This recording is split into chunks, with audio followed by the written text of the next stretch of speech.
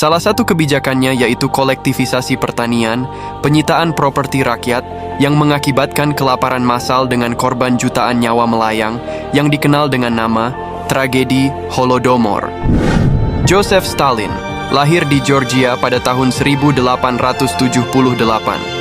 Dia menjadi pilar dalam gerakan revolusi Bolshevik dan meraih kekuasaan setelah kematian Lenin.